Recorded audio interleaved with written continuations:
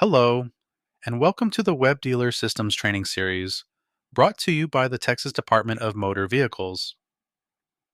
This series is designed to help dealers better understand and use the Web Dealer Systems to process plate assignments, title, and registration transactions, and manage plate inventory efficiently and in compliance with Texas requirements. In today's video, we'll go over how to assign standard or temporary dealer plates. That way, you are prepared for business operations such as transporting inventory or providing loaner vehicles.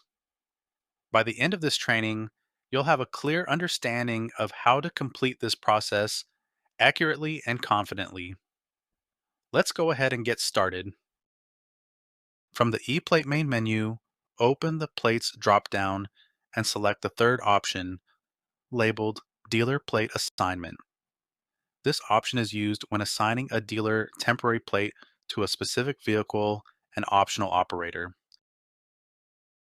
These assignments need to be done anytime you are using a standard dealer or blue temporary dealer plate for transport or providing a loaner vehicle. You will not do this for test drive purposes. For test drives, the sales individual will be able to switch the plate from vehicle to vehicle to perform demos or tests. So the first step is to locate the vehicle with the VIN.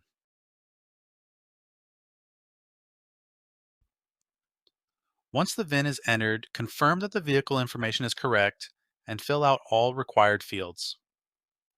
At this step, you can also add an operator to the dealer plate assignment. Next, click the Plate Assigned drop-down. From the drop-down menu, select the appropriate dealer plate type and plate number for the assignment. Once all information has been entered correctly, click Assign Plate to save the assignment. After saving, a confirmation page will appear showing the completed assignment details. This is also where you'll print the receipt for your records. If a dealer plate was assigned to an operator, you can later update the operator information if needed. So, to change an operator on an existing dealer plate assignment, go to the Plates tab and select the fourth option, labeled Change Operator. On the next screen, enter the vehicle's VIN and the assigned plate number, then click Search. The system will display the current dealer plate assignment. You can now update the operator details as needed. To save your changes, click Update Operator. After updating, a confirmation page will appear to verify the changes.